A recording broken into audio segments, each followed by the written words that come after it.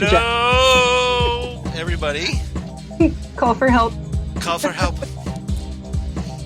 Yes, exactly. Welcome back to Ghostwood, the Twin Peaks podcast, everybody. I'm Charles Skaggs. I'm Sprouse. You know, yep, exactly. Now that you know who we are, we want to know who you are. So, yeah, go on and tell us when you get a chance. But we're here, episode 7, ready to talk Twin Peaks The Return, parts 3 and 4. And these are really interesting episodes in a lot of different ways. Yes, they are. So I'm curious to see where this discussion goes because, they're complete. Episodes 3 and 4, I think, are so different from episodes 1 and 2. They are. They have more of the Lynchian lodge kind of thing with the scenes where you just have to stop analyzing and watch and let it come to you in its time. Yeah. So totally agree. So we're going to talk about 3 and 4. Same as always, written by Mark Frost, David Lynch, directed by David Lynch. And so my first topic, let's just dive right in. My first topic I want to talk about is You'd Better Hurry. My Mother's Coming. Yes. And so this is basically Cooper in space or limbo or wherever I like to think it's a limbo, personally. Do you think that if you were falling through space, would you go faster and faster, or would you eventually slow down? Faster and faster. And the angels wouldn't save you. Exactly.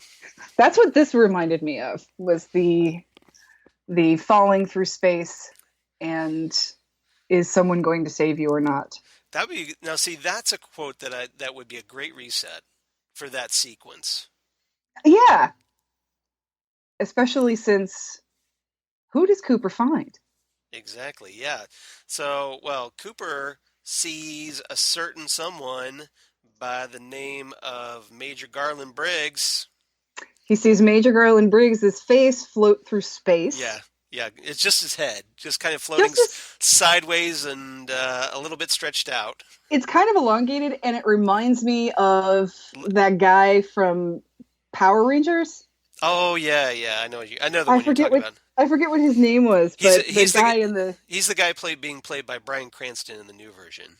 Yes, the face in the tube that doesn't it start with start with a Z or something? I don't remember. I can't remember. I completely forget. So that's all right. That's my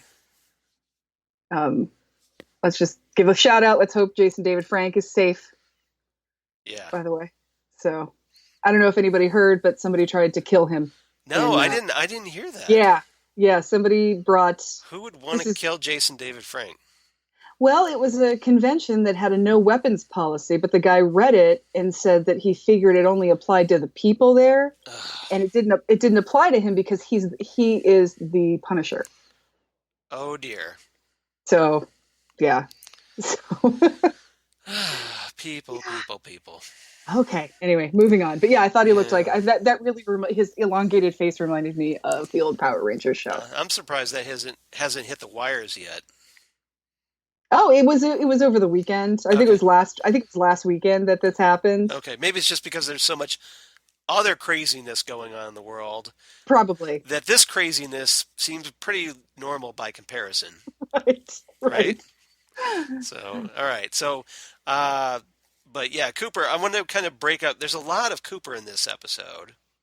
There is a lot of Cooper in this episode, to the point where in the credits of this two-parter, the first credit you see is starring Kyle MacLachlan. Exactly.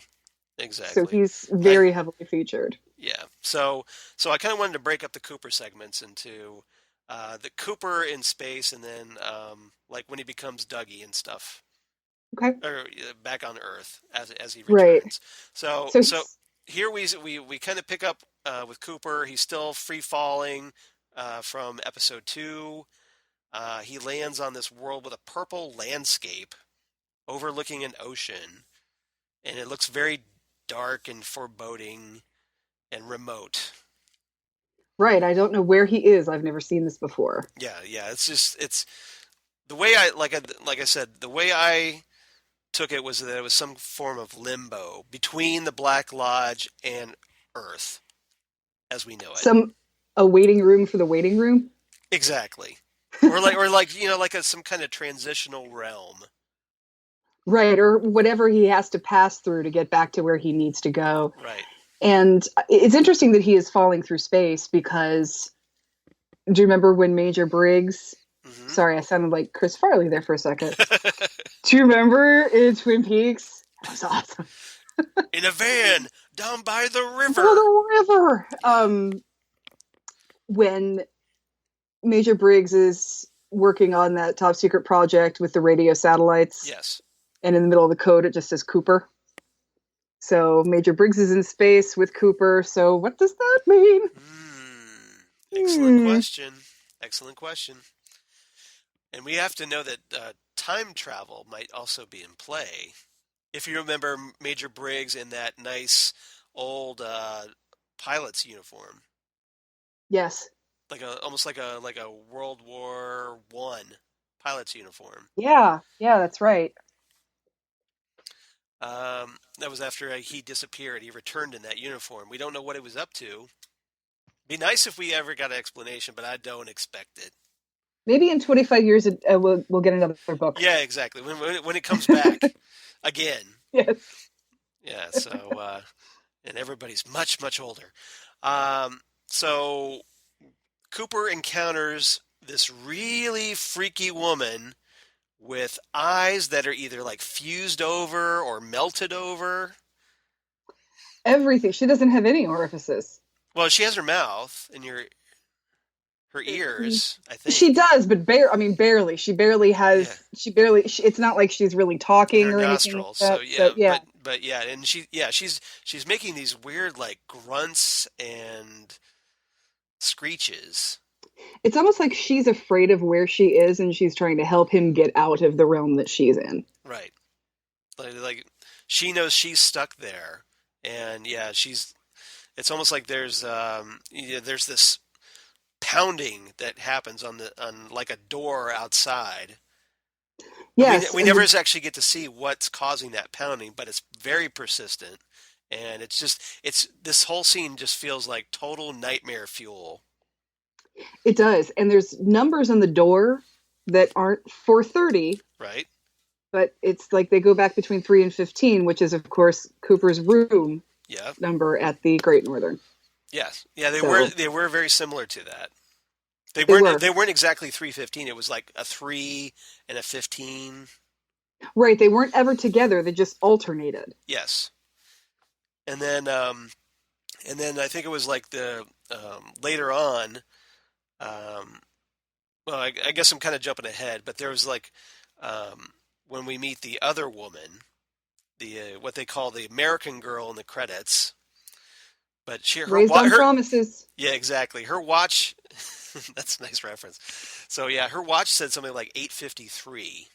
Yeah, there's a lot of numbers. But we don't know. Yeah, but we don't know why. I don't know what purpose that has. Unless it's coordinates. Well, the American Girl was actually a little familiar if you watch the original Twin Peaks series, because that's Phoebe Augustine. Ronette Pulaski. Ronette Pulaski, exactly. So what is she doing there? Poor thing. Yeah, she's not as Ronette. She's not as Ronette, but what got left of Ronette in this area? Because or is it Ronette, or is it just have anything to do with Ronette? We don't know.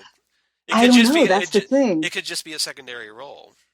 It's like back in the 70s and 80s when you'd watch a sitcom and the same character actor would be like 3 different dudes in like the entire series. Exactly. I just kind of got to wonder, like, if it was like Lynch wanted to bring her back, like she wanted to do it, but they didn't have anything for Ronette. They didn't want to bring the character back, so they're like, oh, you can do this. Well, and I'm glad that they're not doing something like they did with the last episode, where the last episode she just comes in and just sort of like, oh yeah, by the way, Ronette's still here. that felt very tacked on. I liked that we got to see that she was okay, that she came out of her coma, but we bring her back just to torment her, basically. Yeah. So, if this is not Ronette, that's good. And if it is, perhaps a little part of her stayed behind after she was in the train car. Like some fragment of her soul. Some fragment of her. Because I think we're getting to the point where it's going to be part of the story with the lodge that a piece of you can stay behind. Well, maybe it was something because she never was fully corrupted like Laura. She never put on the ring. No. She was just there. So maybe it's just, so maybe it's like just a little like tangential connection. She did get a letter though eventually. Oh yeah, you're right. She did. So she did get, marked. Making the air quotes for marked. Yeah. So who knows? That could be that she Bob tagged her. You're right. Bob tagged her. She slipped back in a little bit. I don't know.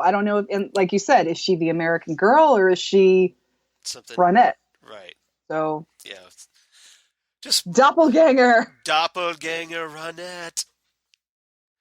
But so yeah, that was just yet one more unanswered question on top of 50 million other unanswered questions. But so before all that though, the no-eyed woman, I don't know what to call her. She had a name, but I can't remember what it was in the credits. Yeah, she's very disturbing looking. It was some Asian name, and I can't remember what it was. But so she directs Cooper to go to. There's another door with a ladder that goes up, and so they go up, and it turns out that this whole room is apparently a compartment in space. So yes, which is very disturbing. It was almost like a Faraday cage, I thought. Yeah, and it had a very dark city of lost children feel to it. That something is manufactured in space to sort of enclose people in a fish tank, right? Kind of thing. Almost like just this. They put them in this environment, but they need like space to operate in. Right, or it can't operate within a single atmosphere. It has to be in a null atmosphere. Right. So. But I was because of all the connections to electricity in this series and with the Black Lodge. Right, and I was thinking Faraday cage. That definitely makes sense, especially since we already have the glass box in New York. Right, that makes more sense. And maybe that's also a Faraday cage. Right, and to jump ahead just a second, when Cooper does come out of his space oddity adventure, right, he comes through an electrical outlet. Now I'm picturing David Bowie.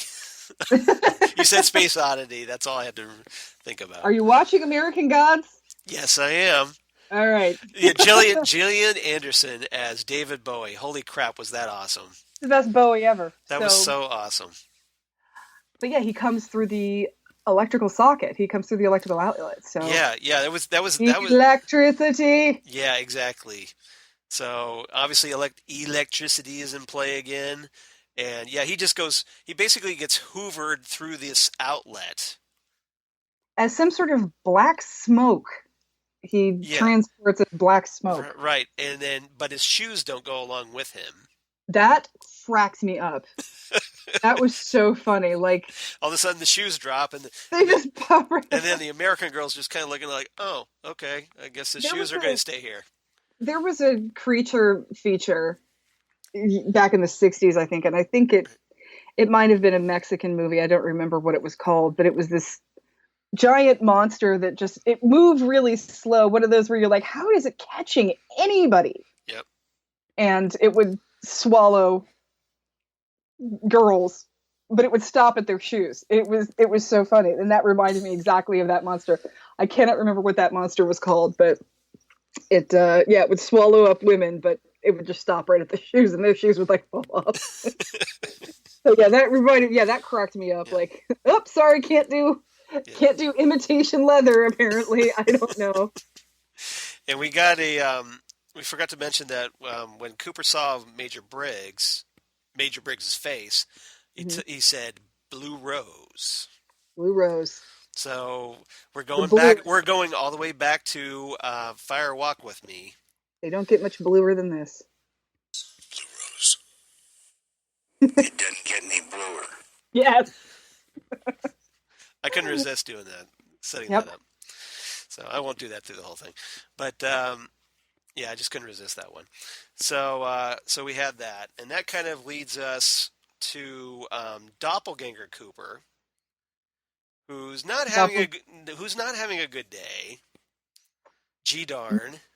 Yeah, it sucks to be him, right? So basically, it's like this. There's a juxtaposition of Cooper returning to Earth, juxtaposed against Doppelganger Cooper, who's feeling the effects of this Mm-hmm. as he's driving at top speed through the mountains. Right. So, of course, he's weaving all over the road, and you're just waiting for a car wreck. And you sort of get a car wreck. It's not as flamey and explodey as you would like. No, it's not. He just starts getting a little bit out of it, and then he sees the red curtains from the Black Lodge. Sees the curtains, so he knows he's being called there, but he's trying not to, because if he goes, he's not going to come back out. He wants to stay. Yeah, so he's kind of fighting it. He's fighting it. Yeah, he's fighting it. And his body, his body's all convulsing after he crashes. Like what does he spit up? Creamed corn. Creamed corn, yes. Garmonbozia. Garmonbozia. Yes. Yes. So, and it's it's like creamed corn and like old engine oil. It's disgusting. Which creamed corn already looks like vomit. So it already does. Yeah. So it's perfect for this to be, and it makes sense with the story because you're regurgitating, like you're getting that pain and suffering, all the bad stuff. Right, and then there's this black stuff, which is it the same? Yeah. Scorched engine oil from the Black Lodge. What is that other black stuff? But yeah, he's puking up creamed corn and black stuff. There's bodily fluids a flowing aplenty. Ugh. Yeah, it's not. It's gross. I had to warn Lori because she gets really nauseous whenever she sees somebody throwing up on TV. Yeah. And I was just like, just look away.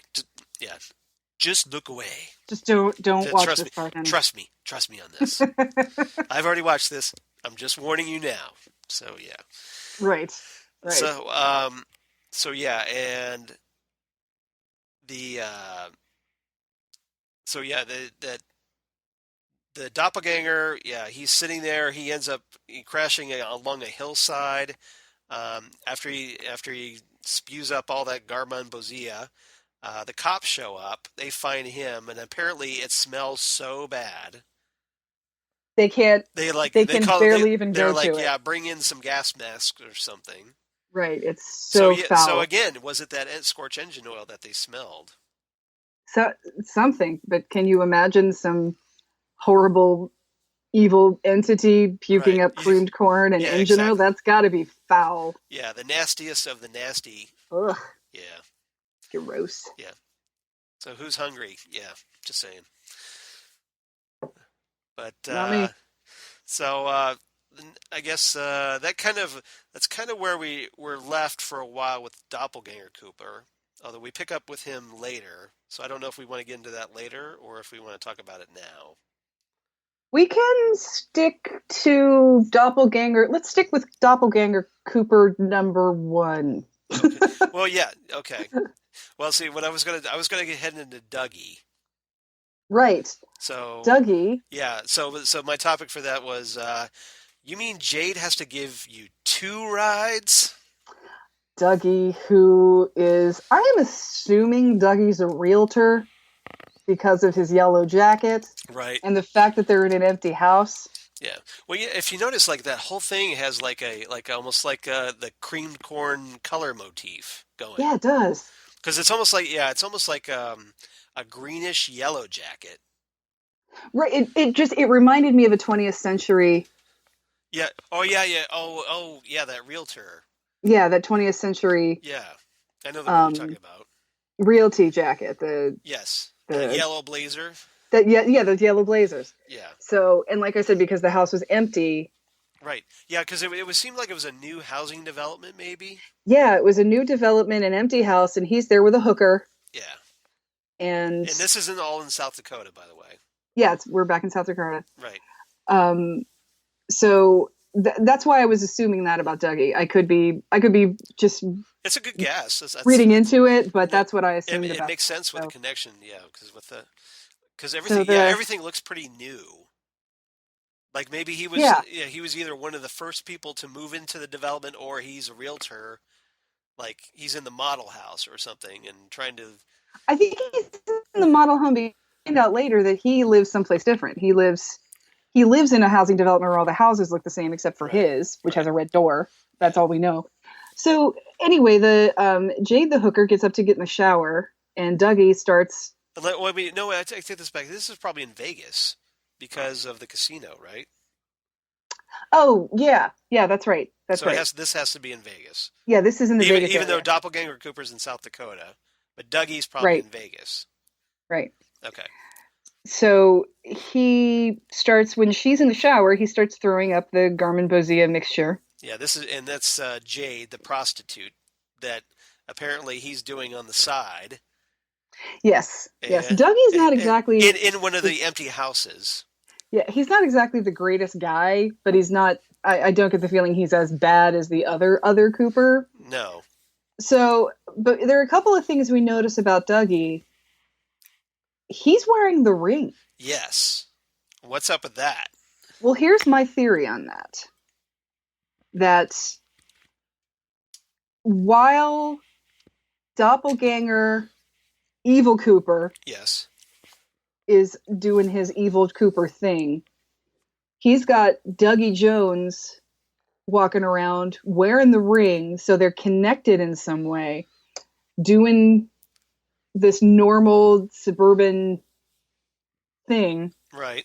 as a decoy for himself, because as So that Cooper doesn't take over a Doppelganger Cooper's body again.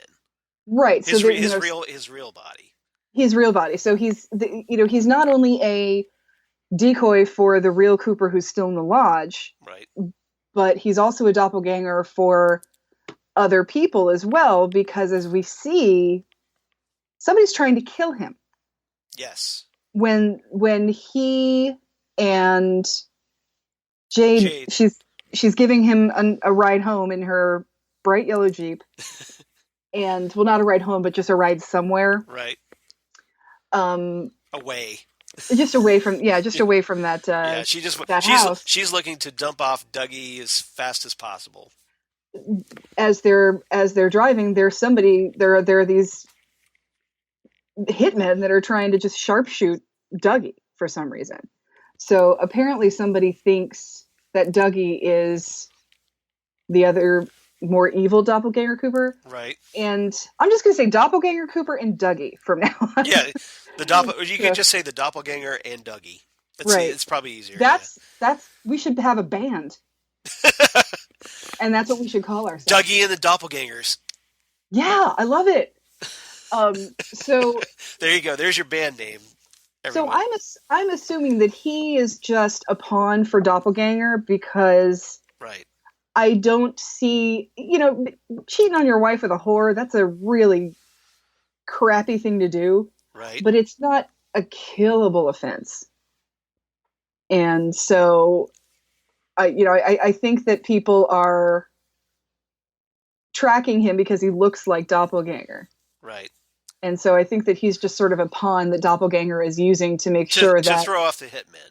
To throw off the hitmen, to throw off Cooper, to throw off the spheres that are going to bring Cooper back, because that's what happens. Right. Cooper comes through the electrical system of the model home, and Dougie then gets transported into the lodge with Philip Gerard. Yeah, Mike, the one-armed man.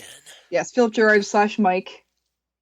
And that's where we kind of get the explanation from Mike that Dougie was just this thing that was created. Someone manufactured him for a purpose. Yeah, your work here's done. Yeah. Is basically what they're saying. And so Jade comes out of the shower, finds this guy that looks like Dougie, but he's got different hair and a black suit now and no shoes. So he's got to wear.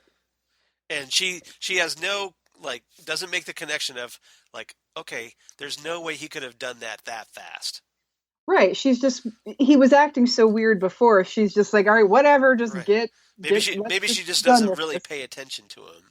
Her hour is up. She's done. Exactly. She's done for the day. I don't care what I'm seeing. I'm checked out. This is not her problem anymore. Yeah, I'm punching out. Yes. So she drives him to a casino. Right. And this is after she goes through his pockets. Yes. To see if he's got car keys. And guess what he's got in his pockets? The Great Northern Keys to the Great Northern. His old room. Room. Yep. Which, by the way, you can buy that key ring that is available online. That's awesome. And I would love that. That's awesome. I know there's a whole line of those key rings that are movie and TV related. I have one personally for the Slaughtered Lamb pub from American Werewolf in London. Right. Which I bought at Pack Rat Comics here in Hilliard, Ohio. Free plug. Yes. Hi, Jamie and Teresa. So yeah, you can buy those. So if you want to search for that online, I'm sure it's around. But so yeah, he's got a key to his Great Northern room. Very cool. But no car keys. Yep. So. Exactly. So yeah. So like you said, that she ends up dropping him off at the casino, and gives him $5 to go call for help. Yes. Yeah, and at this point, so Cooper isn't really Cooper yet. He's not really Cooper. He's still cooking. Exactly. He's definitely still cooking because, as we see with Dougie, he's not particularly sure what he's supposed to be saying, what he's supposed to be doing. So he just kind of repeats a lot of what people say to him back. Yes. He goes to the casino, to the cashier. Right. Who is played by Meg Foster, by the way. And he just says, call for help. And she gives him coins. Yeah, she gives him a bucket of quarters to play the slots. So he goes to play the slots. Yeah. Yeah, this is basically where we head into thank you, Mr. Jackpot's territory. So far this is my favorite scene in the whole show so far. Yeah. This old woman. That's so great. he sees this little flaming image of the lodge. Yeah, that was interesting because we get the musical riff of the Black Lodge. You see this little flaming image of the lodge over a slot machine. So he's watching what everybody else does, and there's a guy who gets a jackpot. Yep. And he yells out, "Hello!" Yeah, so he's thinking that's what you do with these machines. So he puts his quarter in and pulls the arm and just yells, "Hello!" And he wins the jackpot. And he does this 30 times. Which obviously freaks the casino people out. And there's a little old lady who looks homeless, like she's been in that casino for 30 days without showering. Pretty much. Yeah, she's just like, those old women that if you've ever been to a casino, this old retired lady, but yeah, this one looks like, yeah, she lives in the casino. She never goes home. She's like casino quarter hoarder lady, but also real hoarder and cat lady mixed together. Exactly. She's the cat lady from The Simpsons. She very much looks like that. Yeah, the crazy cat lady from The Simpsons. So she starts realizing that he knows which machine, so she's like, "Mr. Jackpot, which is the one, Mr. Jackpot?" Well, first she flips him off because right. she was mad that he won a jackpot. And he she won a didn't. jackpot, but then walked away without picking up his quarters. And Right. she's like She was thinking, I'm going to go get those, and then sees the camera, and then she right. flips off the camera, and she's all pissed off That about was it. so funny. I love that. And then, so then he's pointing out to her which ones are the ones to do. And then, of course, she just calls him Mr. Thank you so much, Mr. Jackpots, Mr. Jackpots. And so, of course, and then, of course, the casino people are there like, how many jackpots has he won? And it's like 30 jackpots for a total of like $128,000 or something ridiculous like that. Right. And I get the feeling that this is some sort of crooked casino, because the manager sort of rubs his neck and he's like, "Oh, I'm dead." Like maybe. Well, isn't the pit boss it's played by an actor named David Dasmalchian, and he was the guy in episode 1 where we saw in Vegas that had like when they were talking about the billionaire. Wasn't that the same guy? Oh, I'll have to rewatch that. I did not catch that. I think it's the same guy that when they were talking about the billionaire that was Okay. overseeing the glass box study. But see, then you would think they would recognize Dougie, though. Yeah, I don't know. So I don't know. I think it's the same Yet guy. another excuse to rewatch the new Twin Peaks. Gee darn. Like I needed one. Exactly. Ow, twist my arm. Ow, ow. Yeah. So I think there's something crooked going on at this casino. A crooked casino. Imagine that. No. Because this guy really acts this guy is really acting like he is gonna die, like someone is gonna kill him for letting all these jackpots get won. Right. So, he then runs into an old acquaintance of his, played by Ethan Suplee. Okay. Who tells him where he lives. He's like, "Oh, you know where you live. It's here, and it's the red door. That's how I always find your house." Right. So that's how he knows how to get home, and they send him home in a limo, and he just keeps saying, Mr. Jackpots, call for help. He's only really repeating things that he's hearing. He can't come up with anything coherent yet. One of the great cameos I loved during the casino scene was, I think it was after Cooper wins his first jackpot, and Eugene from The Walking Dead, Josh McDermott. Oh my gosh, I didn't even catch that. Yeah, that was Josh McDermott. That's awesome. Yeah. I did not even catch that. Yeah, so I just thought that was great. I had to mention that. That's awesome. Because I'm a Walking Dead fan. But I did not even catch that. Yep. Well, you didn't recognize him because he didn't have his Eugene mullet on. That's true. Yeah, you never recognize somebody when there's no mullet. He's not nearly as interesting without that. Just saying. All right. So, but yeah, so we got. So he ends up back. Yeah, he gets. There's the casino owner is like, hey, we want to keep an eye on you.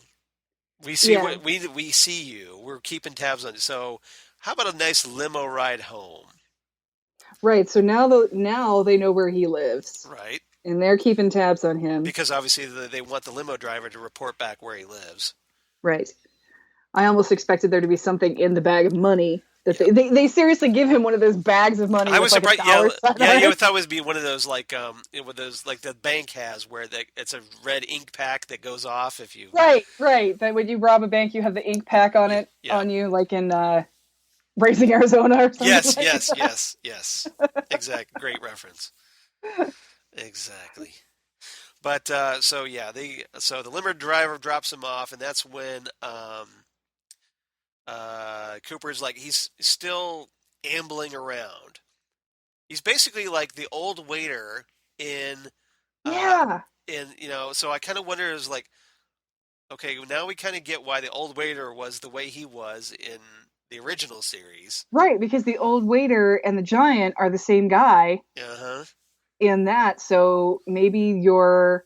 I mean, because he tries to do the thumbs up to that kid later, and it's like the way the old waiter did it.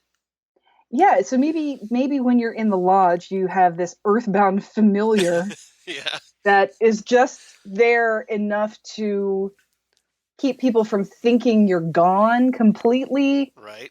but it's not Like fully. like a placeholder. Yeah, but it's like you said, it's not fully cooked. Yeah. Yeah, So, ooh, interesting. he's still cooking. I just is something I noticed. I thought it was just like, wow, Yeah, that's he's true. acting just like the old waiter. Yeah, and the old raider would repeat things and not say anything, and he Right. only knew a couple of things, and Yeah, and you would get so so frustrated with him, just like you get with Cooper in this state. right, right. So So something I was thinking about. Um, so yeah, Dougie's wife, I guess it's his wife, Janie E, who is Naomi Watts. Jimmy Watt Yeah, Tank Girl's partner, and from if Mulholland Drive. and from Mulholland Drive, and yeah, King Kong, and the I think wasn't she one the Peter Jackson King Kong, if I I remember. believe so. Yes, Yeah, so yes. lots of things she's in. But she is part of the Lynch crew Right, from exactly. Yeah, so she from yeah, exactly. Mulholland Drive. And I need to watch that again. It's been a while. That is the This is best use of a Billy Ray Cyrus of all time. exactly. Yeah. I love Billy Ray Cyrus in that movie. He's there for I think 5 minutes. It's I fantastic. think it's on Netflix. I need to watch that. All right. Just That ain't no way to treat your wife, man. I don't care what she's done. I love the scene with Billy Ray Cyrus. that's great. So she's all like, at first she's all pissed that he's been gone for like 3 days, and Then she then opens the bag. yeah, then she opens the bag of money that he brings in. Is like, oh, Dougie, you're awesome. And she mentioned something about it's like it's enough to pay them back, whoever they are. Right, we don't know who that is. So maybe Dougie is mixed up in something that somebody wants to kill him. I don't know, but Or is it something that like it's almost like Cooper's there maybe to resolve whatever like lingering issues that Dougie had? is he Dr. Sam Beckett for Dougie? Maybe. Oh, Oh I don't boy. know. Oh boy.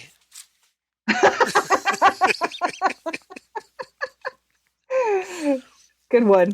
Thank you. So we find that Dougie has been gone for like a week. He's missed his son's birthday party. Right. He hasn't called. Nobody knows where he is. Nobody's seen him. So now he comes home with a haircut and a black suit and a bag full of like over $100,000. Right. So then And she asks him. She opens the bag, and she says, "Where did you get this money?" And he goes, "Mr. Jackpots." He just points to himself, and he says, "Mr. Jackpots." he's all proud of himself too. He's- That was and great. so she's like, "You won! Like this money is really, we can have it. Oh my god!" And so she seems very happy, and then she becomes very caring, and just go to bed. We'll talk about it in the morning. And But again, it's another woman in Dougie's life that really doesn't pay that close attention to him true, he's because it's just like she's not questioning why he's acting so strangely. where's he been? Where's Where's his car? right, Where's his clothes? Why right, is he in this suit? Why is his hair cut like this? And why is he thinner? yeah, Because we find out the next morning when she's trying to dress him that he's lost like 50 pounds. yeah, exactly. So basically that ugly yellowish green blazer just hangs off of Cooper like David Byrne in a Talking Heads video. And stop making sense. Yeah, Yeah. exactly. And this one, Why this am one I is wearing such a big suit? How did I get here? How did I get here? So he's got another, and it could just be that he's tacky, because in the morning she dresses him up in a green chartreuse suit jacket. So again, we have So this yellowish green motif. yeah, I don't know. I could be wrong about the realtor thing because of this green jacket. Like I said, he could just be tacky. He could be Yeah, like just really bad Herb taste, Pollick or something like that right? from WKRP in Cincinnati. For all of you older kids out there Yeah. that remember, Ask your grandparents. yeah. For those of you that remember, the second best sitcom that ever took place in Ohio. Yeah, Number one, of course, being Family Ties. just watch the Thanksgiving episode at least. That's all you need. That's all you ever need. Yep. And you have to watch it every Thanksgiving, otherwise it's not Thanksgiving. I have to watch that, and I have to watch It's not. It's tradition President. for you. Yeah, and I have to watch President Martin Sheen call the Butterball Hotline from The West Wing. That's one of the best things ever. See, with me, it's Starvin' Marvin from South Park. Starvin' Marvin. That is another good creamed corn Yes. bit on South Park. When Kenny's family, all they have is creamed corn. Right. Does anyone have a can opener? Yeah, and then, I think it was God like, damn it. yeah, exactly. I was just gonna say that. Kenny's dad is just like, God damn it. It's like, thank you for this bounty of creamed corn, Lord. Right. Still not sure why you decided to take our son from us, but you work in mysterious ways. No, Does anybody have a can opener? God damn it. That first season is just classic. It's gold. Children, we need to get something in here besides creamed corn, and creamed corn. Right. Otherwise, Kenny's family's going to have a real corny Thanksgiving. Because like Kenny's family is like the only poor family in the town. So yeah, it's all this Garmin Bozia on South Park.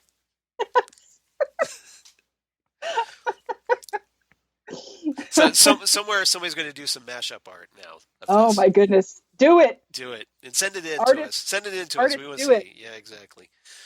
All right. So, let's see what else. What am I forgetting? Oh yeah, so he goes upstairs and he sees Mike, the one-armed man, and like who's somehow the lodge is coming through either, or if he's still like connected to the lodge, like because he's hasn't fully escaped it yet. It's almost like it's a fever dream that he's still almost hallucinating his previous location. Right. Is it because he seems like he's puzzled by it at first, but Mike is just like, "Oh, you can see me, can't you?" Right, and I think both Dougie and Doppelganger are being drawn back to the lodge because it's time. It's time for them. Right. Like I said last week, where it's there's Doppelganger who is the Skeksis. Yes. And then there's that great Dark Crystal reference. There's Dougie who's the mystic, and he's on his quest to come to the castle for the Great Conjunction. I think you're giving Dougie a lot of credit to call him a mystic. I am. I really am. Especially since, they're the wisest. But it's that kind of thing. It's that sort of, they're both being drawn to the same place. Yeah. Yes. Right. And so Mike tells Cooper that he was tricked, and which we kind of got the vibe from. I think that has to do with like something to do with the doppelganger arm. Oh yes. So that's my theory on that it's connected with that. And he holds up this golden pearl that used to be Dougie, because Dougie's head pops off, and then there's black smoke, and this weird golden pearl levitates out. Yeah, it's almost like a cross between the Phantasm Ball and a game of Quidditch. Right, exactly. It's the golden snitch. It's the golden snitch. That's what I should have called it. I should have called it the golden snitch. So Mike, and Mike had taken the golden snitch. I got to use this now, and that's a great comparison. And the ring off of Dougie's hand that falls off because Dougie shrinks, and he's all, "That's weird." Yeah, he's just... Which was perfect deadpan delivery by Kyle MacLachlan, by the way. So, yeah, you sort of get the feeling that Dougie's just manufactured as a decoy, and he doesn't really have much of a personality. He's not clever. He's not interesting. He's a very basic person because there wasn't a lot of effort put into creating Dougie. There wasn't a lot of effort put into creating him, and nobody seems to notice when he's not exactly a noticeable person. Right. He's very forgettable. Right. Yes. Yeah. Ordinary. And I mean just ordinary. It's easy. He's easy to tune out. Right. So, so Mike says that one of you must die, which kind of hints that, okay, obviously it's going to be a showdown between Cooper in Dougie's body Hmm. versus Doppelganger Cooper in Cooper's actual body. So again, this is like Harry Potter or Superman 3, either Yes, one. exactly. And in order for there can there or and the Highlander, Yeah, there can be exactly. only one. There could be only one. There can be only one. And back to the Dark Crystal, they both the Skeksis and the Mystics cease to be, Right. and they become whole again in a completely different creature. So, Yeah. So and God, I'm hoping like hell that Doppelganger is the one that dies. well, yeah, because we don't need another heartbreak, do we? David Not Lynch, not please don't do this not to us. not after the original series cliffhanger. We don't need another heartbreak like that. I really don't need Dougie to be the one who dies. Yeah. That's gonna. You guys can. Will you guys send me postcards in the mental hospital if that happens, please? I would like to think that even if Dougie's body dies, that somehow Cooper gets back in his real body. Something. Yeah. I just hope that Cooper is what takes over. Yeah. Yeah. Exactly. So Cooper looks in the mirror and fortunately doesn't see Bob or anything else staring back at him. Yes. Because, yeah, obviously, again, from the series finale cliffhanger. And then he gets dressed. He comes downstairs. He has his tie wrapped around his head On his head like he's got a secret. sideways. So cute. And then again, you don't have Janie, like, totally does not notice this. The kid, No, she's just making breakfast. She's got shit to do. that kid, Sonny Jim Jones. Sonny Jim. Jim Jones. Don't come to California with Don't me, Sonny Jim. don't be, yeah, exactly, but don't be Jim Jones because that's a whole nother level No, of darkness. no, let's We not. don't need a Jamestown. No, Jonestown. No, Jonestown, yes, that's Jonestown. Judy. Right. That's a Judy. We're not going to talk about Judy. We're not going to talk about Judy. We're going to leave her out of this. So, but yeah, so Sonny Jim thinks this is the greatest thing since sliced bread. He thinks this is hilarious. Yeah, this is Love like, it. and he's eating pancakes or pancakes if you're a Hellboy fan. Pancakes.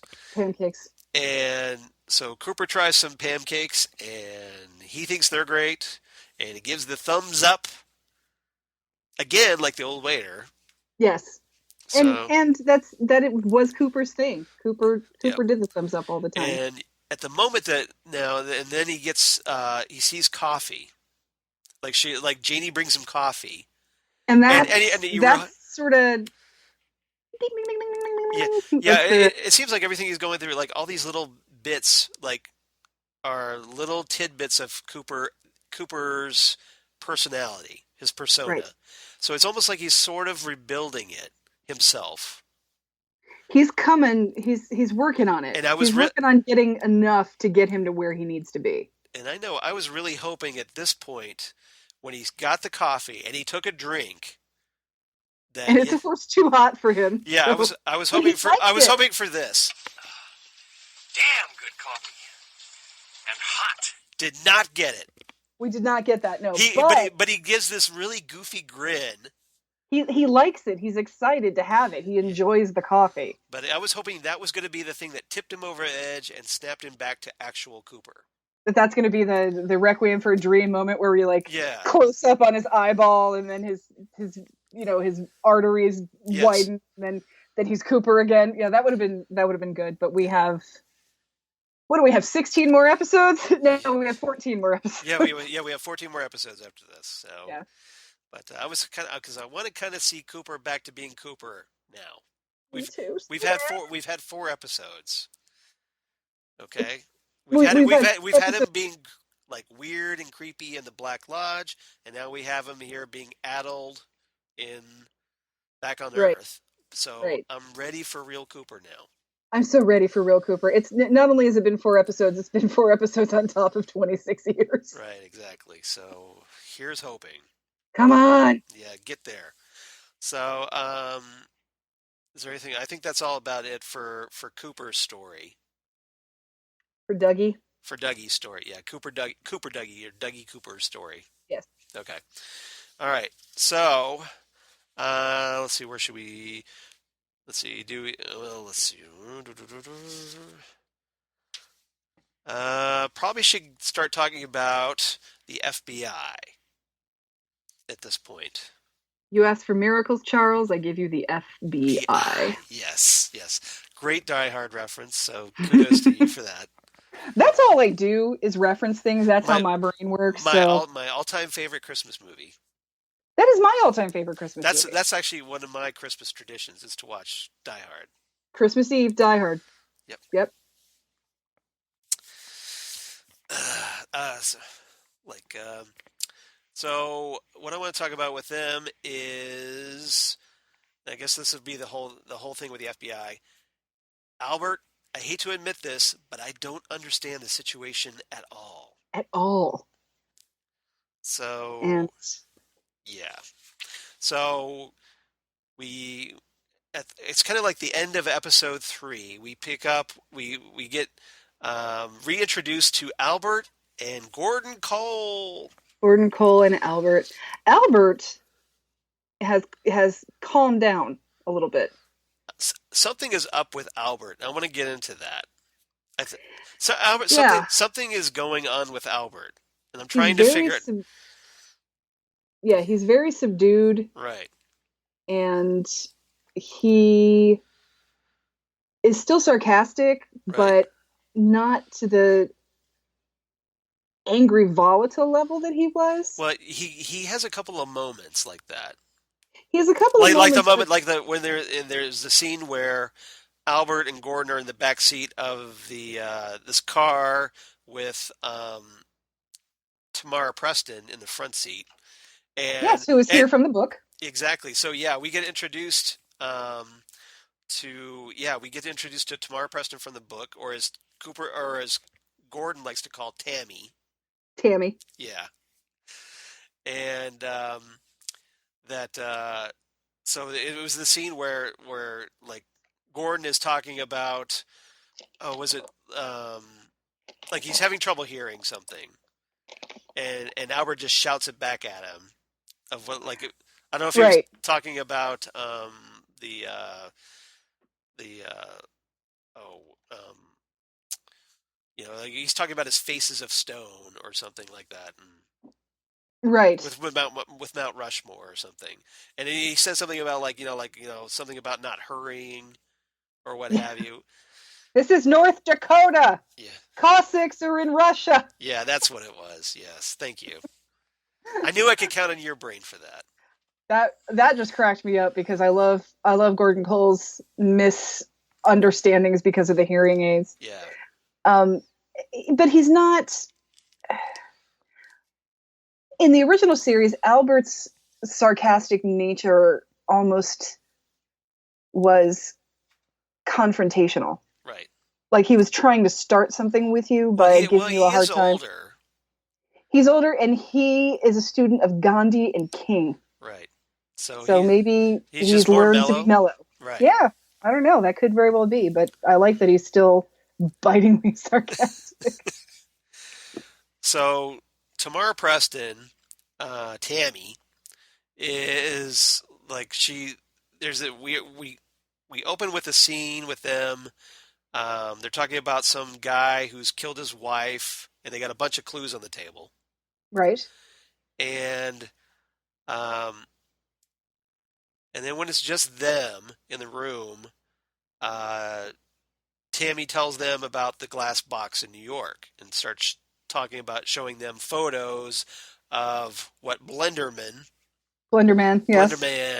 did to Sam and Tracy.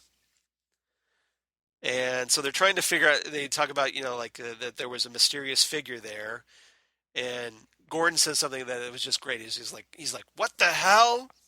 I love how Gordon can still be shocked after all these years in his job. Well, it's just like all of a sudden Gordon Cole is us because reacting to Blenderman's photo. Yeah, what the hell? We're still trying to figure that out. And it's like, well, if even David Lynch doesn't know, we're screwed. No, none of us are going to know what this is. Yeah, we're screwed. So, and as they're talking about that, then Gordon gets a call that they found Cooper. Yes. But of course, it's not Cooper. No. We don't quite know. And we need some authorization to travel. Exactly. So you know where I'm heading next. So yeah, so they Gordon makes some arrangements to meet with him in South Dakota, the suspected Cooper. So he Suspected, goes to see none other than Denise Bryson. who is now the head of the FBI. So we get the return of David Duchovny as Denise Bryson. Yes. And yeah, apparently Denise has vaulted over Gordon somehow. She's just climbed the ladder Right. to be the head of the FBI now. Yeah. And she's not 100% sure about Tammy Pearson Right. because Well, I she's think new. do you think that maybe Denise was a little jealous? There's room for more than one beautiful lady here at the Federal Bureau of Investigation. Exactly. I think it's just the typical captain warning the officers Right. not Well, to take the green officer out too early kind of trope. see, I saw it as more like that Denise knows that Gordon has a thing because Denise makes a comment. She makes a comment that Gordon has this thing for agents that had just hit 30 years old. Right, but then that was Like he has a type. true, but Cooper was also in just turning 32. Right. So, Right. is this a under his wing thing or is this a type thing or we got 25 years worth of Yeah, we don't know. Gordon Cole that I'm not sure about. And I think if she were Yeah. um more jealous, I think she'd be more I interested. don't think she was overtly jealous. I think it was just maybe Just a just little twinge a little twinge maybe because there seemed of like there was what some. once was, perhaps. Ooh, I like that. I like that theory because there did seem to be a lot of good flirting going on. Yeah, they do flirt quite a bit, So, which was which I is thought adorable. it was pretty good. Yes, I like that. And so yeah, so basically she gets to authorize this venture. So they go out to South Dakota, and um, Gordon's all disappointed because they're nowhere near Mount Rushmore. That's a bummer. Yeah, exactly. There they are, Albert. Faces of stone. I just love that delivery. And so they go to this facility wherever Doppelganger Cooper has been being held. Apparently, the cops that brought him in also found cocaine and a machine gun Yeah, they find this ridiculous. I almost like this table full of of weapons and items that just drugs. keep getting worse and worse. Yes, handcuffs or something. I think I forget what it was. Yeah, just Yeah, not good. yeah. So apparently, but though, yeah, he's been throwing up, and so he's getting more of that Garmonbozia out. Yes, he is. And so they sit down. They stage an interrogation, and Gordon says this thing: "We are now going to speak with Special Agent Dale Cooper," announcing it to nobody really. It's probably he's recording it. Yeah, So that's true, but it's pretty funny. and Cooper start well, he's Gordon Cole is always Yeah, funny. He's got great delivery. right. So He and Cooper is giving these really canned answers, for yeah, lack of a yeah, better exactly. So like, term. well, he starts off saying, Doppelganger Cooper says something really interesting. He says, "I'm Iriv, very happy to see you." Yeah, As what's that? as an Iriv, the reverse of very. So it's like a mirror version of very. Because Right. so you have like the mirror version of very next to the actual word very. Right. You would say like instead of saying because I think Gordon said I'm very very happy to see you, I'm and Ira then very happy to see you I'm too, Gordon. Ira very very happy or Ira very happy to see you. Yeah, exactly. So I think that's obviously a big tip off Yeah. to Gordon and Albert that something's not right. Right. And he's, not only is he I, the opposite of Cooper, I don't know if Tammy's caught on, he's but not quite right. Um, Tammy in the show doesn't seem as swift as she seemed in the book yet. Yeah, not So yet. I'm hoping she shines a little more in the upcoming episodes. The actress that was playing Tammy is somebody that I really wouldn't have expected, because maybe reading the book, I was expecting like a very sophisticated, like African American woman. I did too. Exactly. Like the name of Tamara just struck to me like it would be a great African American character name. I don't know what it was, but she seemed African American to me in my mind's eye Okay, as well. so it wasn't just me. No, it wasn't just you. I was thinking that as well. So yeah, it was just very surprising, and she is a tall drink of water. She is a tall drink of water. To use something like Gordon would say. Yes. I realized, yeah, that was coming out of my mouth. I was like, wow, Gordon would totally say that. This is a Gordon Coleism. Exactly. And apparently, okay, so Doppelganger Cooper tells Gordon and Albert that I've been working undercover. I'm glad you found me. With Philip Jeffries. Yeah, what the hell? Yes. No, you haven't. No, exactly. I mean, he has. You are a lying liar who lies. It's, he obviously has been working with Philip Jeffries, because we heard him talk on the Spirit Box phone with Philip Jeffries in the first episode. But these guys aren't going to buy that. They watched Philip Jeffries disappear into thin air just like Cooper did. Yeah. And Gordon tells him to go back home. And Doppelganger Cooper says he's never really left. Oh, yeah, what's that? I don't know. That was weird. And add to it 50 other things in the show that is weird. And he keeps repeating himself, which again is another tip-off. Like he talks about I was veering to the left on the highway, and he repeats that twice. So again, that just is another tip-off that something's totally wrong here, which Albert and Gordon end up talking privately later. After Gordon turns his phones up. I've got these things cranked up to the max. Yep. And so they can whisper. So you actually have Albert whispering to Gordon and him back. And after Tammy walks away. Right, they're not sure what they want to share with Tammy just yet. Yeah. Which is ticking off Tammy a little bit. She's probably thinking, why the hell am I here if you don't want to tell me anything? Exactly. Like, you're just these two old guys that won't tell me what's going on. Yeah. Yeah. So she's getting a little frustrated, although Albert's happy now. He makes that comment as she's sashaying away. And she can work it. I have to give her credit. She can work that. That long, tall body of hers. Yeah, exactly. Yes. It was like a runway model. And so Albert tells Gordon that he authorized Philip to give Cooper info years ago. That he wasn't supposed to do. He wasn't supposed to do this. But apparently he needed it urgently. Yes. And he told him who their man was in Colombia, then discovered that he was killed a week later. So, did Philip presumably kill this guy? And if so, why? Right. We don't quite know.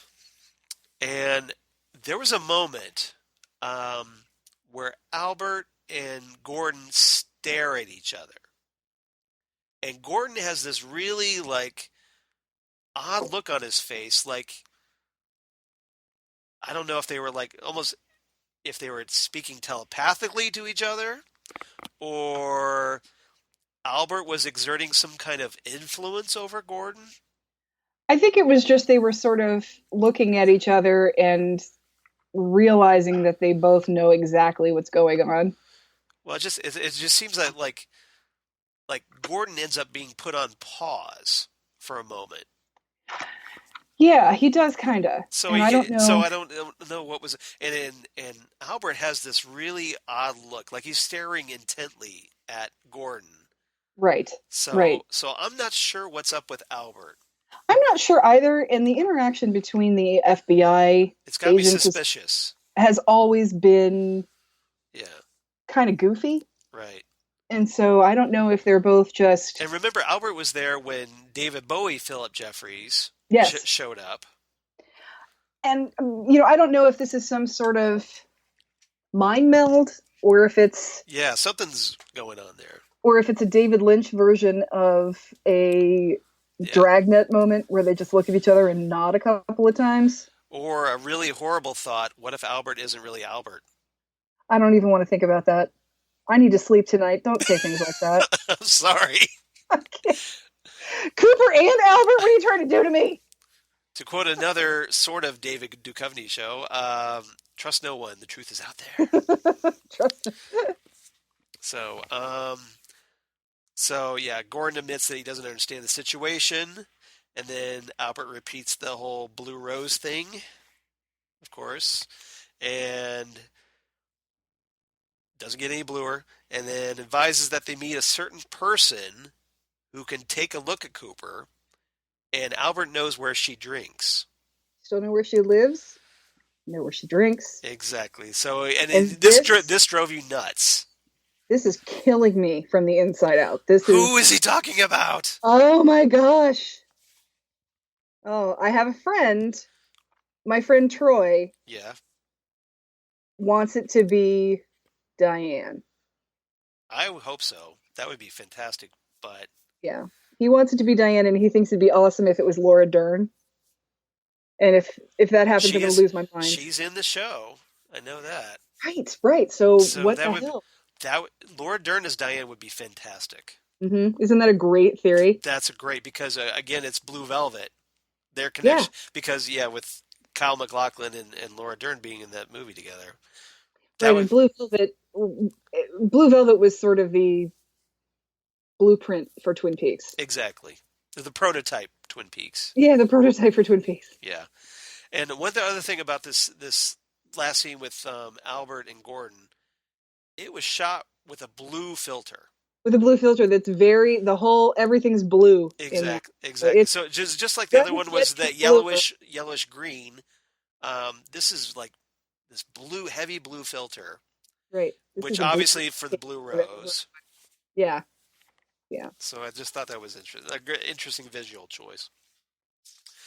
All right, so let's see. What else do we have? It's not about the bunny. Is it about the bunny? Exactly. So we should probably catch up with the Twin Peaks Sheriff's Department. The Twin Peaks Sheriff's Department, which has gotten bigger with Chad, who's a jerk. We'll get into Chet. Is it Chet or Chad? No, it's Chad. It's Chad. You're right. Like Chad. You're right. Yeah. Every office has a Chad. Every office has a Chad. I don't like him. Yep. He sucks. Yeah, he does suck. So, and apparently, a lot of the offices gotten a lot dumber over the years because damn. Yes. Yeah. So, Andy and Lucy are confused to find how to find something that's missing, as all these files are laid out on the table. And Hawk's trying to figure out Margaret's message that it's something to do with his heritage. Right. Isn't she not even allowed in the building? Right. And Lucy just flat out. Exactly. Yeah, because apparently she left some gum. Her old tricks of leaving gum. Yeah. But Lucy says to Hawk, "Oh, you're an Indian." No kidding. Yeah, thanks. Yes. Yeah, Lucy and Andy are kind of dumber as the years have gone by. Maybe it's because of raising Wally, which we'll get into in a moment. It's still adorable, but you just want to say, guys, come on. Yeah. And the perfect example of this, of course, is Lucy, who still doesn't understand cell phones yet. Now, that moment I loved. I thought that was kind of hilarious with Lucy, where there's a scene where Sheriff Truman, not that Sheriff Truman, the other Sheriff Truman. Yes, Robert Forster Sheriff Truman. Frank Truman, yes. Apparently Harry's brother. Yes. Is talking to Lucy on the cell phone. He was up in the mountains and fishing and drove back, unbeknownst to Lucy, because she still thinks he's out there fishing, walks in the front door.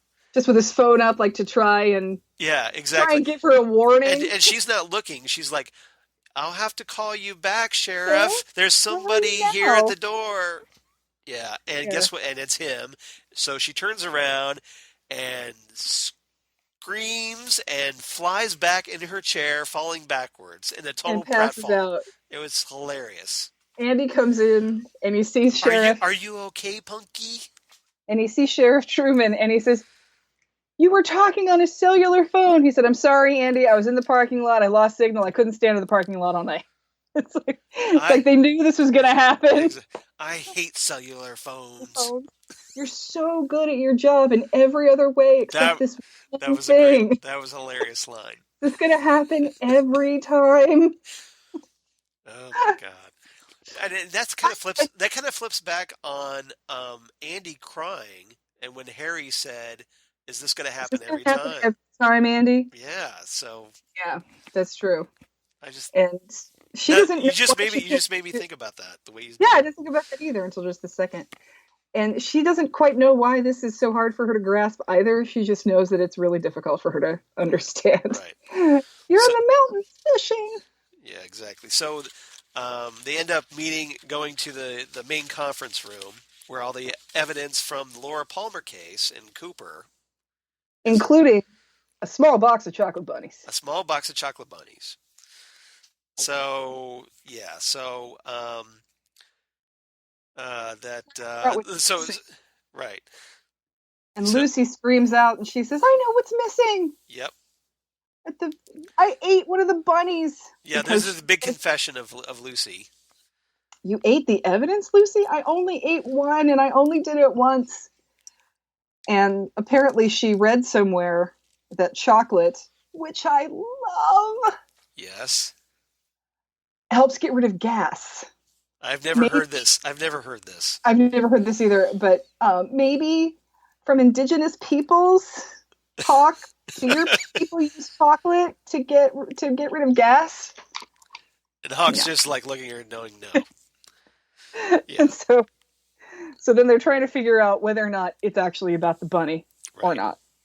Exactly. I have a Uh, feeling it's going to be something about the bunny. yeah. So we were talking about Chad or Chet. I can't remember his name. Chad. It's Chad?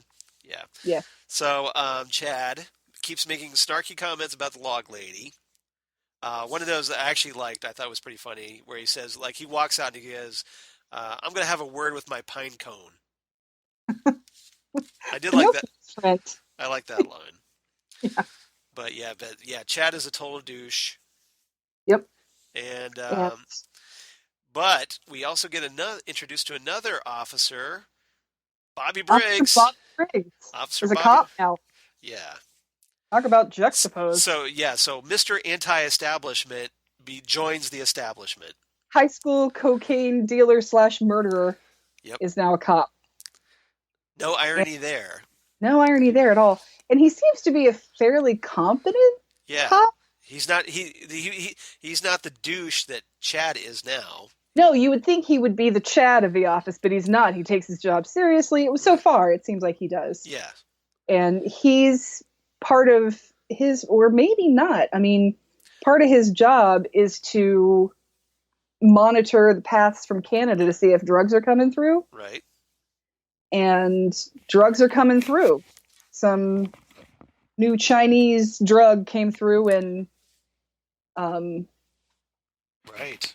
one of the high school kids, Yeah, OD'd on it. Yeah. yes, overdosed on it. And so he's asking, Maybe that'll get us back to One-Eyed Jacks. it could get us back to One Eye Jacks, or is Bobby not seeing things on his surveillance because he's still part of the drug trade? But I don't think so. I don't think so either. I think what I don't happened. think I think if there's no Laura to make him do that, Right. he's not gonna. The vibe I got was that maybe this is just me projecting this, but that after his dad's death, he cleaned up his act and got serious about life. And he started doing that with Benjamin Horn. Right. He was So he was on the road, and then he was on the road to and that. then, Yeah. and then maybe his dad's death is what kind of tipped it. Like, okay, I've got I'm living my life wrong. I gotta I'm gonna join the police. I'm gonna, On the straight and narrow. I'm on the straight and narrow, kids. Yes, exactly. I'm gonna, shape up and fly right. Right. And one of the things they say is if if it's coming down from Canada, it's not through these trails, I would have seen it. Well, any known trails. And he's like, well, good point. So maybe we're going to find some new trails when we go out looking for other things in the woods, the evil in these woods. And then Bobby says the most heartbreaking thing, where he says he sees the picture of Laura's homecoming, photo, the famous photo. The famous photo, and the music starts to play. Exactly. So we get Laura Palmer's theme, which we never expected to hear again. And he said, Bobby starts to cry. Yeah. And then, of course, hearing the theme and looking at Laura and watching Bobby cry, I'm crying. You're crying at this point? Happens. Well, he says, Laura Palmer, man, that brings back some memories. Brings back some memories. Yeah. He did a good job. He really did a good job. Dana Ashbrook, he was really good at that. It was very emotional. Yeah. So again, we have another crying policeman in Twin Peaks. Right, but you're not constantly like Andy was, but right. But that's the thing. You almost you're like, oh yeah, he was. You sort of forget about Bobby being Laura's boyfriend, right. And but remember Cooper said well, you didn't love her anyway. Yeah, but still, I think he feels like maybe because of what she did to him, maybe. Well, I think he started out, remember in the diary, it sort of started out like he was really, really in love with her. And then she hardened him, sort of, she made me deal drugs. Right. And he's obviously never really gotten over that. No, that part of his personality. And Bobby killed a guy. That's true. He shot that. Well, we think he died. He wasn't breathing when they left. You think that might be a problem with the police application? I don't think they have any idea. I think Bobby's been holding on to that, and I think that could be part of why he's so emotional when it comes to Laura. Maybe because it's bringing up the memory of the fact that he shot that guy. That's a great point. That's a great point. I hadn't considered that, but I think you're right. So yeah, a lot went on with Laura and Bobby. Yeah. They have a little history. Come on, Bobby. Come on. That smile she had when where she gets him he's all pissed off and she charms him back to smiling. Who were you with? Yeah. Come on, Bobby. Come on. Come on. Bobby. And then he just smiles and walks away. Love you, baby. And the yell could last forever. And Laura's just thinking, wrapped around my finger. Oh, yes. Yes. All right. And then, let's see, what else? Bobby says that, mentions that Cooper was the last person to see his father before he died. Which, again, is from the book. Again, from the book, he came over. Secret History of and Twin talked to his dad, and then a few days before he died, and then Cooper left town a few days after that. So from what we've been able to piece together from the book is that that Cooper's visited Major Briggs. Major Briggs was suspicious, was going to tell him about all the stuff that he found out, but didn't because he was suspicious Cooper. And then all of a sudden, Major Briggs dies. Presumably, Doppelganger Cooper killed Major Briggs. That's my assumption. And so, yeah. We'll see how that plays out. That'll be interesting. Because I'm sure Bobby's not going to be too happy if he figures this out. No, he's not. Do you think Bobby maybe suspects because since Cooper was the last one to see his dad die or before he died? I think Bobby probably assumes that Cooper knows something. Right. Or that they talked about something. Right. Before his dad died. I would just think that if Cooper disappeared, that maybe he would be suspicious. Like maybe there was a reason, like why he disappeared. Right. I think it's connect the dots that way. Yeah, it's more that Bobby knows that something's up with Cooper and his dad, information-wise, but not necessarily. I don't think he's necessarily thinking at this point that Cooper killed his dad, because at this point Cooper's still a good guy. Yeah. In Twin Peaks' opinion. Right. And we had Michael Cera as Wally Brando.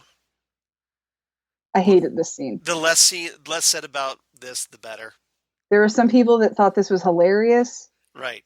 It and was a love it or you hate it moment. I hated it. I think it went on. We, Nothing against Michael Cera. Um, I think it went on too long, and I think it was one of those references that hits you over the head. Like, in case you didn't notice, he's supposed to be like Marlon Brando, and exactly. because he was doing that Brando impression. A little too on point is what you're saying. Right, but you only needed the outfit to know that he was supposed to be right. But he's like Brando, especially since we heard that he has the same birthday as Marlon Brando. Right. So, and I think he was quoting a lot of lines from Brando movies. Yeah, and like they were kind of like reworked into like his speech pattern. Like that's how he talks is by drawing off all this dialogue. And I think it would have been a better visual gag. Right. If it had just been the outfit and maybe a minute or two of dialogue. Right. But this scene went on very long. And again, like I was saying last week about how I feel like sex scenes put thrillers and mysteries on pause. Right. So does comic relief. And I think and I care about Wally because I care about Lucy and Andy. Right. But I just think this scene went on way too long. And like I said, it's nothing against Michael Cera. It wasn't him that I had a problem with. I just had a problem with the length of it. Yeah, I think the original series had a better balance of the darkness versus the humor. I think this one is having a good balance too. I just think because this version, this series is darker than the original. It's darker. Everybody's grown up. Yeah, and those so like those attempts at humor, they kind of fall flat. Well, I don't think they all do. The Denise stuff was fine. And Lucy falling back in the chair, I thought worked. Lucy falling back in the chair, Gordon mishearing things. I think those are all fine. Right. Like you said, this is you either love the scene or you hate it, and I just happen to be one of the people that didn't like it. And I was another person that did not like this scene. It's not necessarily a right or wrong opinion about it. I just when we start getting towards the end of episodes, I'm like, okay, more info, please. Yeah, exactly. Yeah, exactly. It's like there's so many questions. Why are we wasting time on Wally Brando? Right. Because unless he's going to be a major part in this, because he was born around the time that Cooper disappeared, I don't know. I'm hoping that we never see him again. I just felt like it went on too long. Yeah, it just went on way too long. The only thing that maybe attempted to redeem that scene a little bit was Frank Truman walking away, rolling his eyes, going, "Oh, really?" That is like, okay, so it's yes, thank you. Somebody gets it at least. I think Harry was a little more patient with Andy and Lucy than Frank is. Well, I think he's trying to be.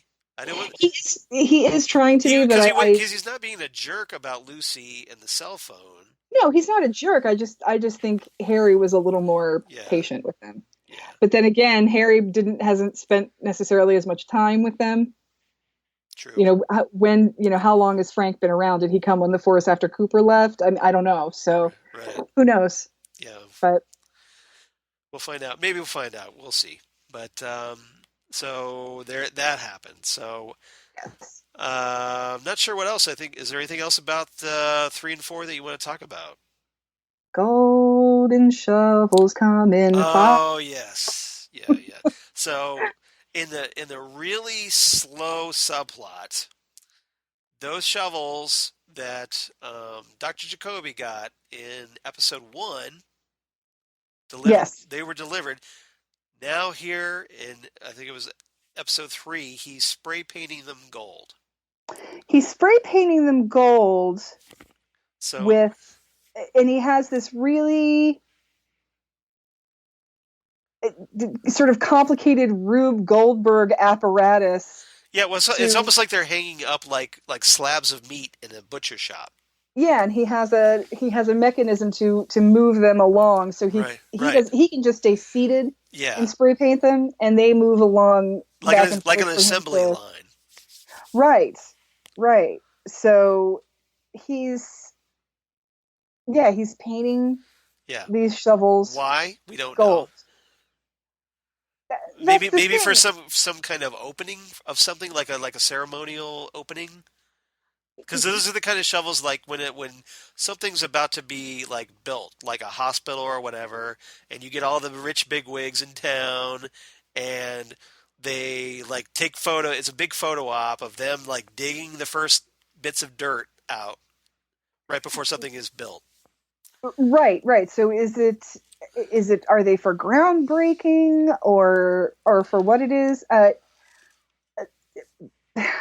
The only other I'm thing wondering if it's going to tie in with Ben Horn, that's a good question. like That's a good maybe question. developing in Ghostwood.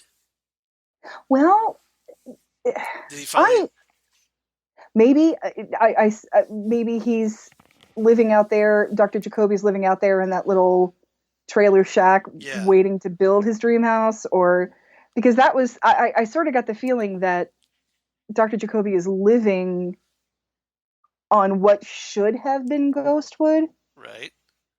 because I still don't see we haven't seen the condos that we were expecting to see from Ghostwood. The only other thing, and this was also mentioned by somebody online, and I don't remember who it was, but um, a golden shovel is a form of poetry Oh, I wasn't aware of where that. you take an existing poem and basically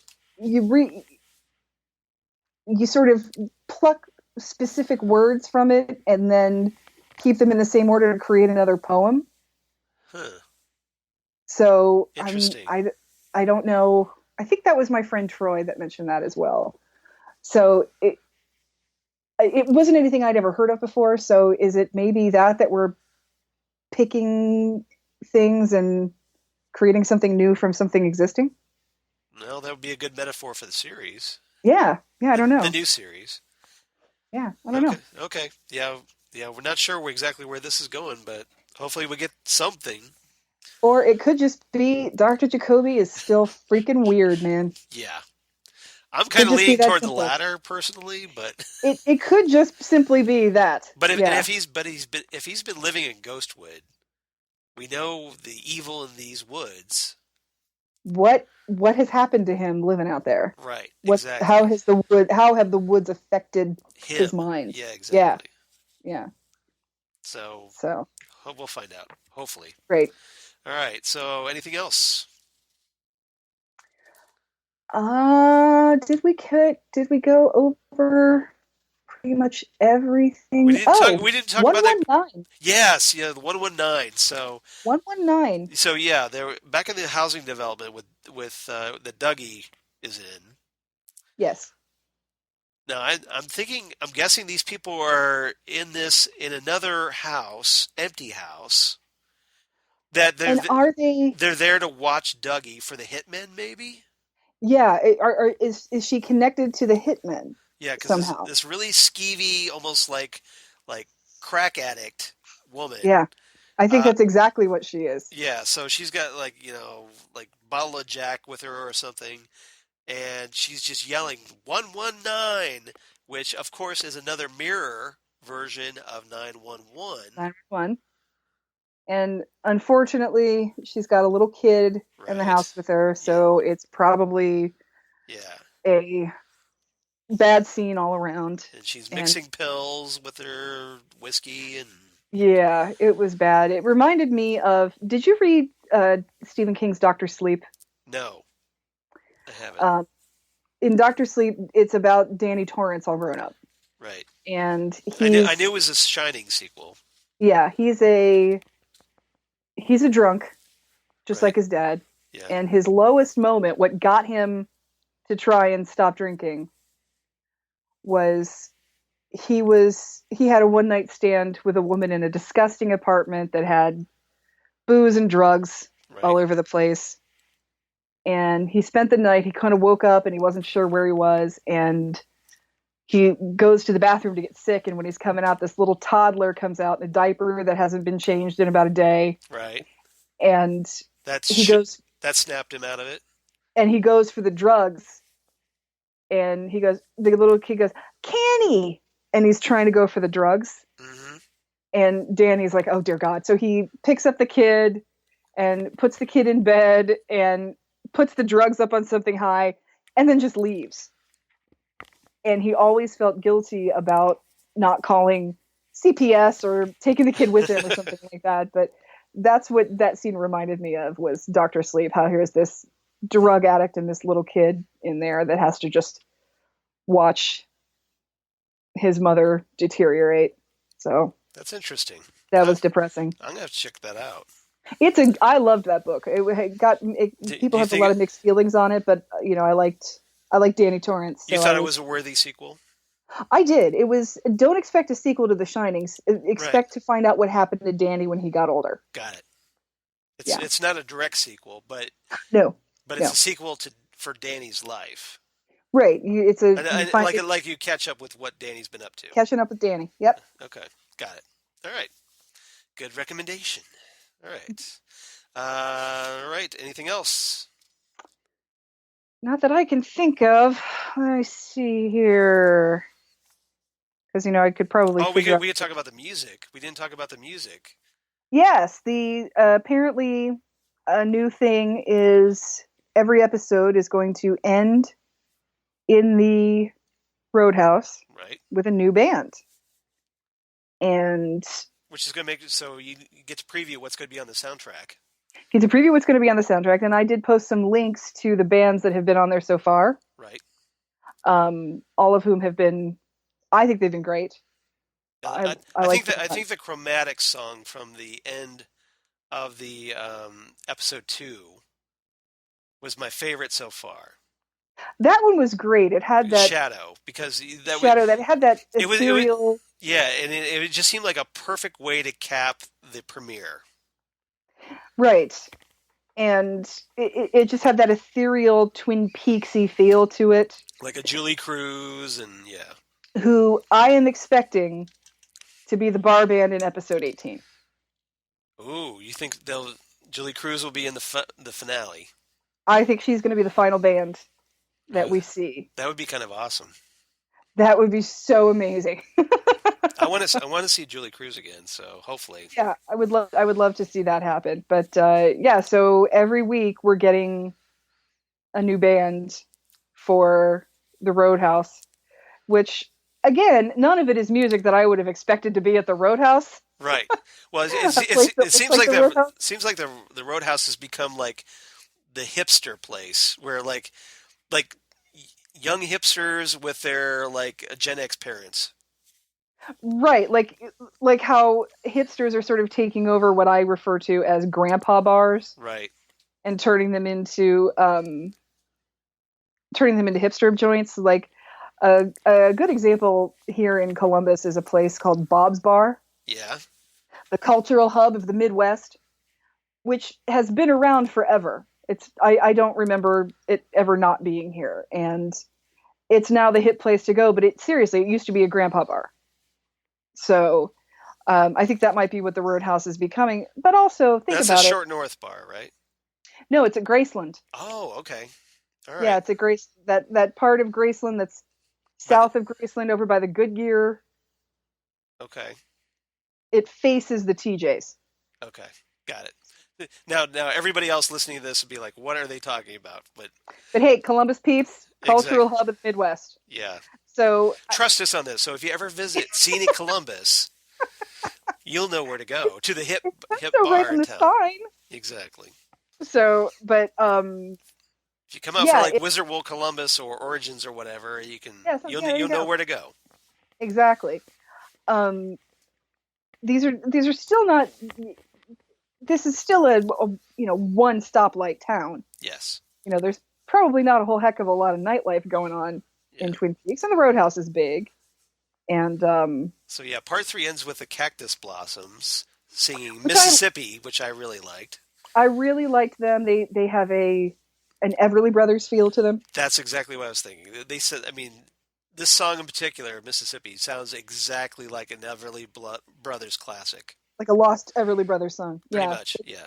I liked them a lot. And then part 4 ends with Au revoir Simone. Right. Who is sort of an ethereal keyboard Bananarama. Yeah, this is my least favorite so far. I liked it, but I didn't hate it. I thought it was good. It was fun. It's not our least favorite because we didn't like it. It's our least favorite because we liked the other ones better. I mean, there's only 3, so yeah. Right. There's only 3 so far, but yeah, also very good. And I put links on the Ghostwood Facebook page to all 3 bands' respective websites, so you can check them out and learn more about who they are. So you don't have to scan the credits to find them if you don't want to. It's right there. That's because you are awesome. Well, I can't wait for this soundtrack. I have it pre-ordered on Amazon, so I'm and the score like you too. are. I'm cobbling it together through iTunes before it comes out. I'm compiling a temporary soundtrack to get me by until the actual CD comes out, so I can get something a little better quality. And that's something I've always done for. Because right now I'm just converting YouTube videos to MP3s. Nice. Okay.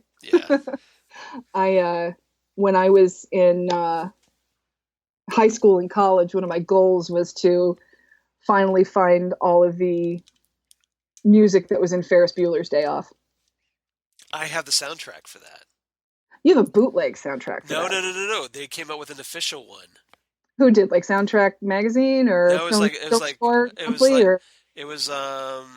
say Water Tower music or something. Really? No. It was La La Land Records. Okay. They came out with it because they do a lot of special order soundtracks, official ones. Okay. And they actually created an official Ferris Bueller soundtrack with not all the songs, but I'd say a good 80% of them. Nice. And then also with the score. Oh. Which is how I get little tidbits like, this.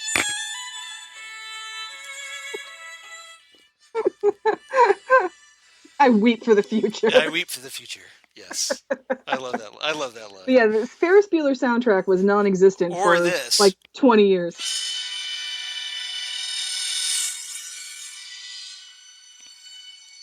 Yeah, this is the part where Cameron goes berserk. Yeah.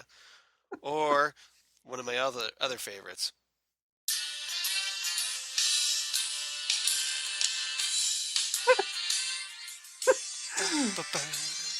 Les jeux sont faits. Translation: the game is up. Exactly. Your ass is mine. Rooney on patrol. Oh my god. I love Rooney on patrol with the sunglasses. See, and then that's what makes such a great score is that you picture that music and you can immediately see the scene in your head. Ferris Bueller's Day Off is probably the first movie that I knew all the dialogue to. Like I could sit there while it was on and recite it. That was the first movie that I ever did that to. So it's La La Land Records, I think, and so highly recommended. Go check it out. Okay, I need to get that. And if you don't, I can always burn you a copy. So yeah, you're gonna if I can't find it. Like it or not, now that I opened that Pandora's box. All right. Yeah, here it is, 30th anniversary. Oh, you found it. Yeah. All right. It's got the score I want because I. Now that everybody's going, like, when are you going to get back to Twin Peaks, guys? Oh yeah, Twin Peaks music. Yeah. That's right. We're going to get an official soundtrack in September. It is on Amazon for pre-order, but there's really not a lot of information on it right now. Right. So probably won't get any until after this series is over. I'm assuming that because if track 18 is Julie Cruz, then you don't want spoilers exactly. Right. Spoilers. Right. Yep. So, I'm looking forward to that. I am as well. All right. So, do you have a rating for this episode? Oh boy. I'm going to say 9 out of 10 jackpots. You really liked it. I really liked it because I liked all of the weird David Lynch-esque visual that was going on in this. That when I was watching it, because we really haven't seen a lot from David Lynch in recent years. Right. And I really love David Lynch. And so like moments like with the slot machine lady. Not even the slot machine lady, but the outer space with the American girl and Oh the yeah, the eyeless lady, and very very Eraserhead. Very Eraserhead, like I said, almost sort of Dark City-esque, which Alex Proyas, but still. That's surreal David Lynch. That's surreal David Lynch, where you just need to look at things and soak them up. Right. And be reminded of them later. I think with David Lynch and his visuals, they're not for you to figure out right away. You just sort of remember things. You kind of like roll them around in your head for a while. Right. They just marinate in there, and then they remind you of things. Like when we saw the 3 and the 15, we're like, oh, well, okay, that's Cooper's room number, and the American girl is Phoebe Augustine, and we just need to watch that, look at it, absorb it, file it away for later reference. File it away. And then maybe at some point you can connect it to something else. Right. And we had a lot of that in this episode. We had a lot of that with. So it's almost more like this 3 and 4 were again more setup than anything. We're set up, and we had a lot of things like the Return of the Ring and the creamed corn and things like that. Because you're thinking, and it, it might not necessarily pay off in a timely fashion, but we all saw him throw up. We all saw him throw up creamed corn. We're like, right, all right, creamed corn. Apparently something. Apparently it matters. Yep. Because, back when we were watching the original series, we're like, what the hell? Creamed corn? Why do we have to watch somebody eat creamed corn? Yeah. And then we saw Fire Walk with Me, and we were like, oh, that. Oh, that's Laura's favorite food. Yeah. Well, potato pancakes with creamed corn. Yeah. And then we had the Mr. Jackpot scene, the scene in the casino, which I thought was a wonderful Kyle MacLachlan scene. I thought that was great. I liked seeing grown-up Bobby and how emotional he got with Laura. Right. And really, this episode loses a point for Wally. That's it for me. See, I think part of me, I give it 8.5 out of 10 slot machines. Nice. But I think I deducted a point because so much of this, I was getting frustrated by episode 4 with Cooper not being Cooper. Because that I get where they had to, they were doing some stuff with Dougie. Yeah. But it's like, here it is, episode 4, and we still haven't really gotten to see Cooper yet. I'm starting to think that this entire series is going to be Cooper's journey back to becoming Cooper. Maybe. It's possible. And if not, then I might have to reevaluate. And then I took another half a point off, obviously, for Wally Brando. For Wally. Yeah. So there's that Wally Brando deduction point. And again, this is not a slam on Michael Cera. No, because I thought he was great in Scott Pilgrim versus the World. And that's my favorite movie. Superbad and all kinds of stuff. Well, and one of my favorite movies of all time is Juno. Yes, that's a great one. And if you've seen This Is the End, the juxtaposition of how you assume Michael Cera is and how they portray him in this movie is hilarious. Not suitable for work, but it's funny. So yeah, this is not a slam on Michael Cera. It just lasted too long. Right. So. Yeah. All right. So I do real quick. I want to read. We got some feedback from one of our listeners, Hunks Lamb. Very interesting name, Hunks. That's HUNX because X is for extreme. X is for Zan. Damn it. Okay, X is for Zan.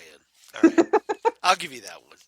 Or as Shel Silverstein once said, X is for xylophone because X is always for xylophone. All right. So Hunks writes in, or at least posted on Facebook. Not sure if it's he or she, but I'm gonna guess he, maybe. So apologies if I get that wrong. Hunks, write us back and tell us more about yourself. Yeah, exactly. Hi, Zan and Charles. Love the podcast. Really enjoy you. Yay for Thank that. you. Thank you. We enjoy Hunks. hearing from you. Exactly. I had a theory bubbling away in my brain that the Coops are two parts of his soul. Dark Crystal theory. Exactly. Hunks is on Team Dark Crystal. I think so. I think you guys might have something there because it was annihilated as a result of going into the Black Lodge. Ah. Yeah, we talked. Okay. We kind of talked about that. How it was that my suggestion that it like go when you go into the Black Lodge that your soul is split. Right. So it's even more like the Dark Crystal, where you have to collect the shards of your soul for it to come back to being one or thing. like it gets fragmented. Yeah. So let's see what else. Like he panicked. I guess he's referring to Cooper, that like he panicked, fumbled, and then lost the ball or the plot, and so the doppelgangers are actually manifestations of the ripped apart soul of Coop? ? Mm-mm. Hawk's explanation of the dweller on the threshold, which of course was, I think he was referring to when Hawk was telling Cooper about how you meet that dark side of your soul. Yes. Your shadow self. Your shadow self. Yeah, so has come back to me a lot, and when trying to figure all this out, just my little crazy little theory anyway. So that's it from Hunks, and obviously you're kind of like where we're thinking at least. So glad you agree with us, Hunks. Yeah, I'm glad. It's nice to hear when people are on the same wavelength, and even when you're not on the same wavelength, we're simpatico.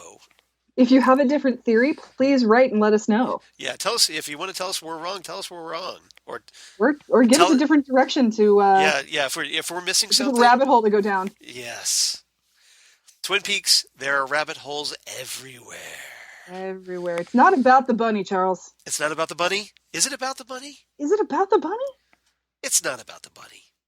Yes. I like how Hawk was adamant at the end. It's not about the bunny. Not about the bunny. No, he's sure that he's sure this time. It's not about it's not it. But Hawk would know because. Well, thanks for wasting our time, Hawk, with that bunny discussion. Because if it's not about the bunnies, then what was the point of that scene? To find out that Lucy gets farty sometimes.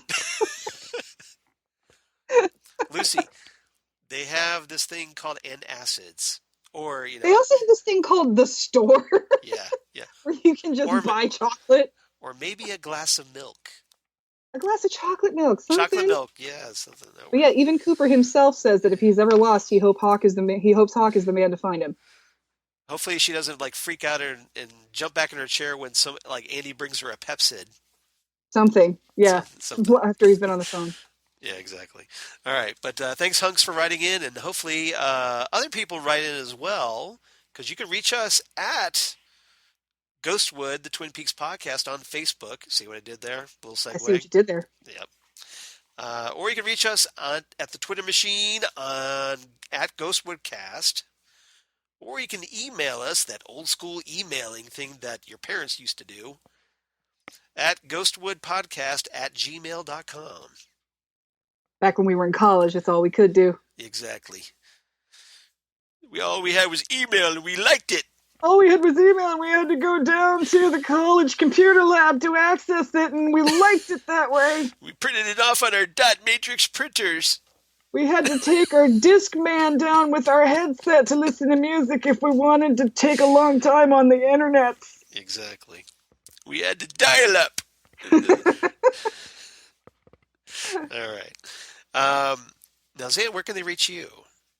I'm on Facebook, Zan Sprouse. Yes. And I am on Twitter and Instagram and Google Plus as Udinax19. Very nice. And to spell that's Xanadu spelled backwards. Exactly. It's not that hard, people. You can figure it out. No, it's not that hard. Yeah.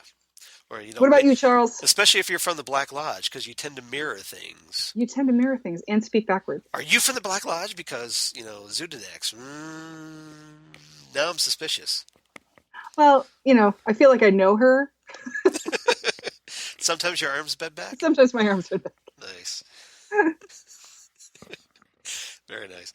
All right. So as for me, at Charles Skaggs on the Twitter machine, at Charles Skaggs on the Instagram, Facebook, of course, Charles Skaggs. My blog, sorry, Google Plus for all you crazy kids in the Google Plus. Got to give a shout out to the Google Plus crew. And of course, my blog, Geeky Things. Damn good coffee. And hot. Damn Good Coffee and Hot, where I talk about Ghostwood and Twin Peaks and apparently strange music that plays all at once for no reason. That was different. That was different. Yeah, that was my porn music that we use on the Phantom Zone podcast. Nice. Well, where I'm from, the birds sing a pretty song, and there's always music in the air. Very nice. Very nice. Maybe I am from the Black Lodge. You kind of identify with it, don't you? Yes. Yeah, maybe.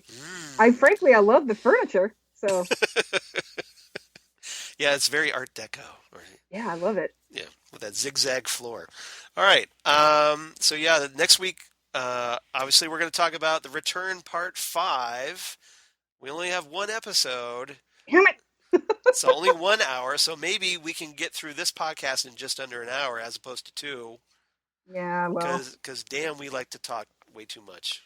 We like to talk the Twin Peaks and, anything that the Twin Peaks reminds us of. And the Ferris Bueller, maybe a little sidebar on Ferris Bueller. I'm such a soundtrack nerd, though. I mean, are you glad I told you about the Ferris Bueller soundtrack? Yeah, what I'm doing after we get off of this. I thought you would already knew about that. Otherwise, Well, I would mention it's one of those things that you just stop thinking about because you wait for it for so long and it never shows up.